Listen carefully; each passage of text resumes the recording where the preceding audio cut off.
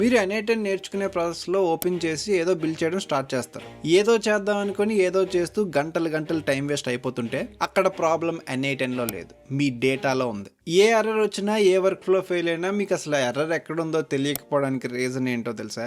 అసలు మీకు డేటా ఎలా ఉంటుందో తెలియదు కాబట్టి. నేను చాలా ఆటోమేషన్స్ బిల్డ్ చేశాను. కొన్నిసార్లు అంతా సరిగ్గా ఉన్నట్టే ఉంటుంది కానీ ఎర్రర్ వస్తుంది. మళ్ళీ చూస్తే ఎక్కడో చిన్న ఎర్రర్ కనిపిస్తుంది. పునది ఏమైనా పెద్ద బ్లండర్ మిస్టేక్ అంటే కాదు, చిన్నదే. అప్పుడు నాకు అర్థమైంది డేటా ఎలా ఫ్లో అవుతుందో అర్థం చేసుకుంటే ఆటోమేషన్ బిల్డ్ చేయడం చాలా ఈజీ అని. ఈ వీడియోలో ఎగ్జాక్ట్ గా N8లో డేటా అంటే ఏంటి, ఈ కాన్సెప్ట్స్ గురించి మొత్తం డీటెయిల్డ్ గా ఎక్స్ప్లెయిన్ చేస్తా. టెక్స్ట్ బుక్ వెర్షన్ కాదు, కంగారు పడకండి, అంతా సింపుల్ గా అర్థమయ్యేలా ఉంటుంది. ఏమంటారు? వీడియో మొత్తం చూడడానికి రెడీయా? అయితే పదండి. ఓకే, ఇప్పుడు డేటా అంటే ఏంటి? Data is just a labelled value moving through a work flow. ఒక వర్క్ ఫ్లోలో ఒక ప్లేస్ నుంచి ఇంకో ప్లేస్కి వెళ్ళేదే డేటా. ఆటోమేషన్ అనేది ఒక పాత్ అనమాట. ఈ ఆటోమేషన్ అనే పాత్ని యూజ్ చేసుకొని ఈ డేటా ఒక ప్లేస్ నుంచి ఇంకో ప్లేస్కి వెళ్తుంది. సో ఇక్కడ బేసిక్గా ఇన్పుట్ నుంచి అవుట్పుట్కి వెళ్తుంది అనమాట. జనరల్గా డేటా అంటే ఏంటి? Anything that can be stored is considered as data. అది నెంబర్ అవ్వచ్చు, టెక్స్ట్ అవ్వచ్చు, ఇమేజెస్ అవ్వచ్చు, ఏదైనా అవ్వచ్చు. ఏదైనా స్టోర్ చేసి దాన్ని మళ్ళీ బయటికి పంపగలిగితే అది డేటా కింద అనుకోవచ్చు. సో జనరల్గా ఆటోమేషన్లో ఎలాంటి స్టెప్స్ ఉంటాయి? మనకి ఇన్పుట్ వస్తుంది, ఇలా మెస్సీ డేటా వస్తుంది అనమాట. జనరల్గా మన హోల్ పాయింటే అదే కదా, ఇలా మెస్సీ డేటా వస్తుంది. దాన్ని మనం కొన్ని స్టెప్స్ యూజ్ చేసి కొంచెం క్లీన్ చేసి యూజబుల్ అవుట్పుట్ని బయటకు ఇవ్వాలి. ఇలా N8లో డేటా వచ్చి ఇలా బయటకు వెళ్తుంది. సో ఇక్కడ చూడండి, ఇక్కడ స్టాక్ ఆఫ్ కార్డ్స్ ఉన్నాయి, ఒక్కొక్క డేటా అనమాట. ఇక్కడ ఏంటి? నేమ్ అనేది లేబుల్, ఇది స్టాండర్డ్గా ఉంటుంది. ఏజ్ కూడా స్టాండర్డ్గా ఉంటుంది. ఈ స్టూడెంట్ కూడా స్టాండర్డ్గా ఉంటుంది. ఇది లేబుల్. ఈ రవి అనేది వాల్యూ. ఈ రవి, ఈ ఏజ్ 8, ఈ ట్రూ ఆర్ ఫాల్స్, ఇది కూడా వాల్యూ అనమాట. ఇక్కడ బేసిక్గా ఈ కార్డ్స్ని మనకు నచ్చిన ప్లేస్లో పెట్టుకొని ఈ వాల్యూస్ మార్చుకోవడాన్ని ఆటోమేషన్ అంటాం. ఓవరాల్గా N8లో డేటాని ఈ వేలో డీల్ చేస్తాం అనమాట. సో డేటాలో మనకు తెలిసిందే 3 టైప్స్ ఉంటాయి. మీరు జనరల్గా మీకు చిన్న కోడింగ్ నాలెడ్జ్ ఉంటే ఇది అర్థమవుతుంది. కానీ మీకు జస్ట్ అంటే ఇప్పుడు డేటాను ఎలా డీల్ చేస్తామో, ఎలా ఉంటుందో చూపించాలి కాబట్టి మీకు ఇవన్నీ చెప్తున్నాను. మీకు కోడింగ్ రావసం లేదు, మళ్ళీ చెప్తున్నాను. ఇవి మీరు అవేం భయపడిపోక్కర్లేదు. సో ఇక్కడ జనరల్గా 3 టైప్స్ ఆఫ్ డేటా అనుకోండి. Text, number, Boolean. టెక్స్ట్ అంటే ఏంటి? నేమ్, సిటీ, ఈమెయిల్, ఇలాంటివన్నీ టెక్స్ట్ కేటగిరీలోకి వస్తాయి. నెంబర్ అంటే ఏంటి? Anything used for counting. ఇప్పుడు చూడండి, ఏజ్, ప్రైస్, విజిట్స్, ఇవన్నీ నెంబర్ కేటగిరీలో వస్తాయి. బూలియన్ అంటే ఏం లేదు, 2 వాల్యూస్ ఉంటాయి. అది ట్రూవా ఫాల్స్, 2 వాల్యూలు. నెక్స్ట్ కంటైనర్స్ అనమాట. కంటైనర్స్ అంటే ఏం లేదు, grouping data into objects or arrays. ఇందులో 2 టైప్స్ ఉంటాయి, ఆబ్జెక్ట్, అరే. ఆబ్జెక్ట్ అంటే ఏం లేదు, ఇందాక లేబుల్డ్ వాల్యూస్ చూసాం కదా, ఇవన్నీ కలిసి ఒక దగ్గర ఉంటే ఇందాక స్టాక్ ఆఫ్ కార్డ్స్ చూసాం కదా, ఈ లేబుల్డ్ వాల్యూస్ అన్నీ, ఇవన్నీ కలిసి ఒక కంటైనర్లో ఉంటే దాన్నే ఆబ్జెక్ట్ అంటాం. దీన్ని కర్లీ బ్రేసెస్తో డినోట్ చేస్తాం. ఇది గుర్తుపెట్టుకోండి, చాలా ఇంపార్టెంట్. ఆబ్జెక్ట్ ఎప్పుడు కర్లీ బ్రేసెస్తో డినోట్ ఉంటుంది. అరే అంటే లిస్ట్ ఆఫ్ వాల్యూస్ అనమాట. అది నెంబర్ అవ్వచ్చు, టెక్స్ట్ అవ్వచ్చు, ఏమైనా అవ్వచ్చు. ఇలా లిస్ట్ ఆఫ్ వాల్యూస్ ఉంటే అది అరే అవుతుంది. అరేస్ని మనం స్క్వేర్ బ్రాకెట్లో డినోట్ చేస్తాం. Next null and empty. ఈ 2 కాన్సెప్ట్లు కూడా చాలా ఇంపార్టెంట్. చాలా మందికి ఇక్కడ కన్ఫ్యూజ్ అవుతారు. అండ్ మనకి ఎర్రర్స్ వచ్చేది కూడా ఈ నల్ అండ్ ఎంటీ కాన్సెప్ట్స్లోనే. సో ఎంటీ అంటే ఏం లేదు, అక్కడ కంటైనర్ ఉంది, ఇక్కడ ఆల్రెడీ ప్లేస్ ఆక్యుపై ఉంది కానీ జస్ట్ వాల్యూ లేదు. అదే నల్ అంటే అలా కాదు, మొత్తం వాయిడ్ అనమాట. ఇక్కడ వాల్యూ లేదు, ఏమీ లేదు, మొత్తం వాల్యూ అంతా మిస్ అయిపోయింది. చూడండి, the value is completely missing, it's a void. అది నల్. ఇక్కడ empty, the container exists but has nothing return inside, అది ఎంటీ. నెక్స్ట్ N8లో మోస్ట్లీ డేటాలో మన 3 టైప్స్ ఉంటాయి. Structured data, semi structured data, unstructured data. Structured అంటే మీకు క్లియర్గా అర్థమైపోతుంది, నీట్గా ఆర్గనైజ్ చేసిన కాలమ్స్, రోస్ అన్ని నీట్గా ఆర్గనైజ్ చేసి మనకి ఉంటుంది. గూగుల్ షీట్స్ అనుకోండి. ఇప్పుడు సెమీ స్ట్రక్చర్డ్ అంటే సగం అనమాట. అంటే కొంచెం ఆర్గనైజ్డ్ ఉంటుంది, కొంచెం మెస్సీగా ఉంటుంది. ఇప్పుడు JSON, APIs, మెయిల్స్, ఇవన్నీ సగం బాగుంటాయి, సగం బాగా. అది సెమీ స్ట్రక్చర్డ్ డేటా. అది అన్స్ట్రక్చర్డ్ అనుకోండి, రోస్, కాలమ్స్ అసలు ఏమీ ఉండవు, ఇక ఎలా పడితే అలా ఉంటాయి. జనరల్గా PDF, chat messages, meeting transcripts, ఇవన్నీ ఎలా పడితే అలా ఉంటాయి కదా, అదే అన్స్ట్రక్చర్డ్ డేటా. ఇప్పుడు JSON అంటే మీరు కంగారు పడిపోకండి, ఇది కోడింగే కానీ మీకు కోడింగ్తో పని, జస్ట్ చదవడం వస్తే చాలు. JSON అంటే జావాస్క్రిప్ట్ ఆబ్జెక్ట్ నోటేషన్.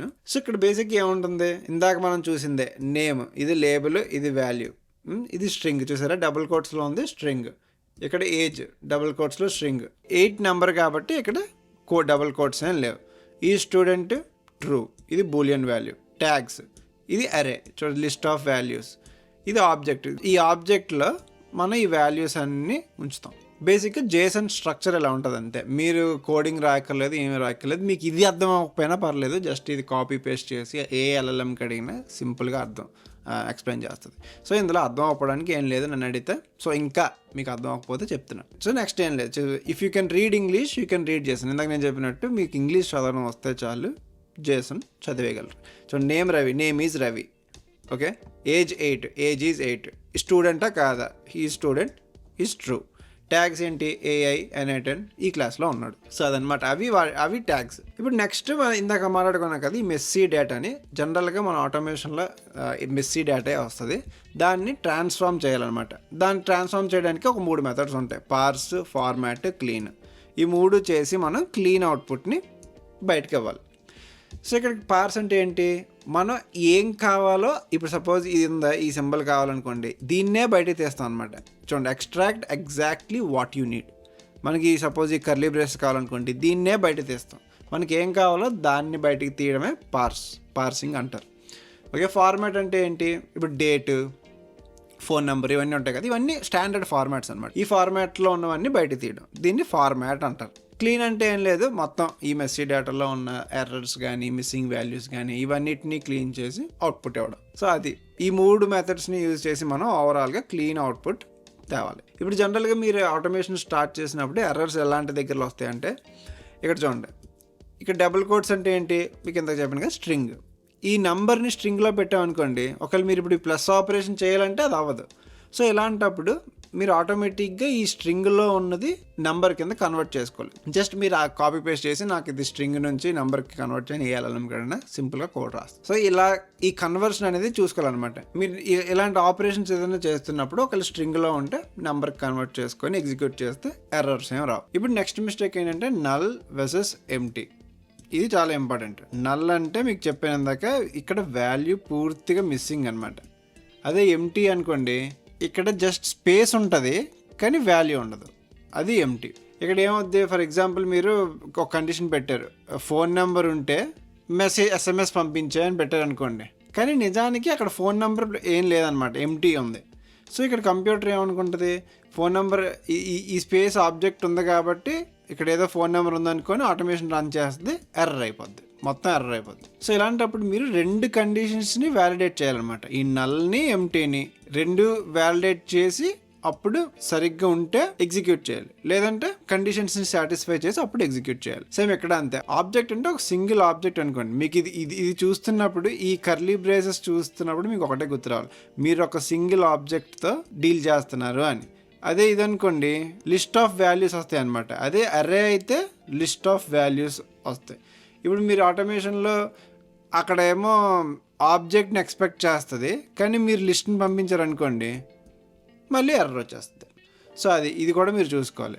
మీరు డేటా పంపించినప్పుడు ఈ సింబల్ కరెక్ట్ చూసుకొని అర్రే పంపిస్తున్నానా లేకపోతే ఆబ్జెక్ట్ పంపిస్తున్నానా ఇది చూసుకొని అప్పుడు ఎగ్జిక్యూట్ చేయాలి. సో ఓవరాల్గా N8Nలో మన జాబ్ ఏంటంటే నోట్స్ని ఎక్కడి నుంచి ఎక్కడికి తీసుకెళ్ళిపోవడం ఒకటే కాదు, ఇలా మెస్సీగా ఉన్న డేటాని మనం ట్రాన్స్ఫార్మ్ చేసి ఇలా క్లీన్ అవుట్పుట్ని ఇవ్వాలన్నమాట. మనం బేసిక్గా మన ఆటోమేషన్ హోల్ పాయింటే అది మన మేజర్ జాబ్. ఇప్పుడు నెక్స్ట్ మనం జనరల్గా ఆటోమేషన్ చేస్తున్నప్పుడు మనం ఒక్కొక్క నోడ్ని బిల్డ్ చేసుకుంటూ వెళ్తాం కదా.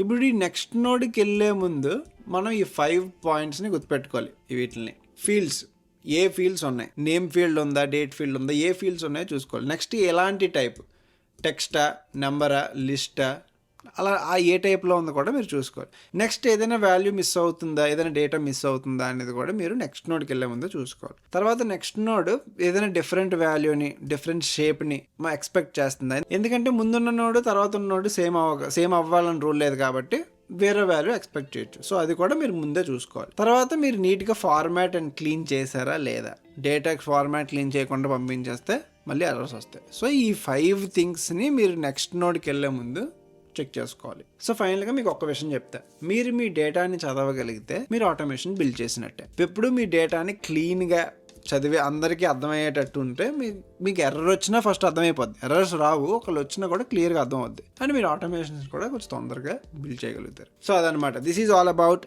Data in N8N. కొంచెం బోరింగ్గా ఉండొచ్చు, బట్ నేర్చుకోవాలి కాబట్టి చెప్తున్నా. సో మనం ఆటోమేషన్స్ అన్నీ బిల్డ్ చేయడం స్టార్ట్ చేస్తే కొంచెం ఎక్సైటింగ్గా ఉంటుంది. సో ఈ వీడియో మీకు హెల్ప్ అయితే లైక్ చేసి ఫ్రెండ్స్ కూడా షేర్ చేయండి, వాళ్ళకి యూస్ అవుతుంది. And thanks for watching. మళ్ళీ నెక్స్ట్ వాళ్ళు కలుద్దాం. బాయ్.